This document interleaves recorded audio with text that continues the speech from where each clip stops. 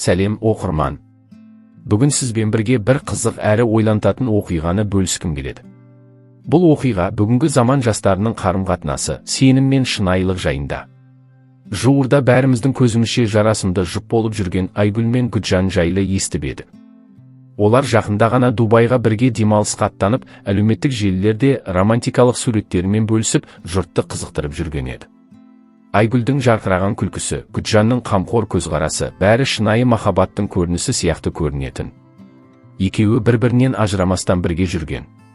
Қайда барса да бірге, жағажай, кешкі ас, сауда орталықтары.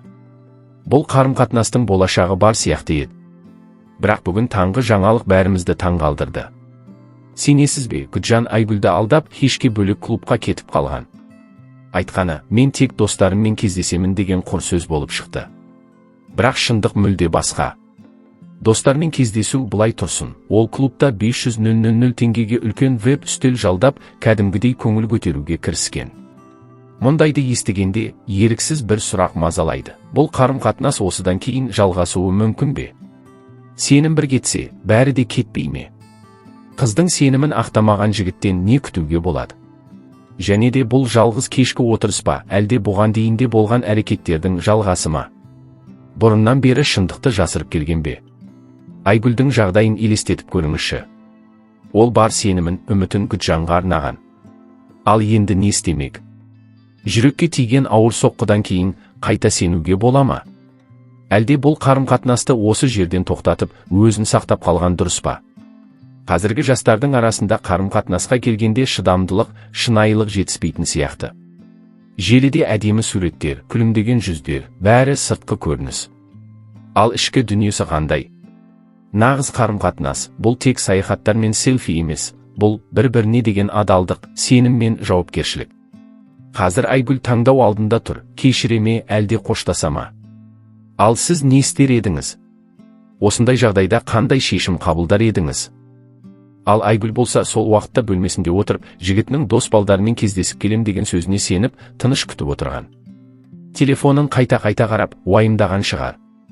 Қыз баласының табиғаты сондай сенгіш, сезімтал. Жан тәнімен сенген адамына күдікпен қарағысы келмейді. Ал дәл сол сәтте Гүлжан не істеп жүр?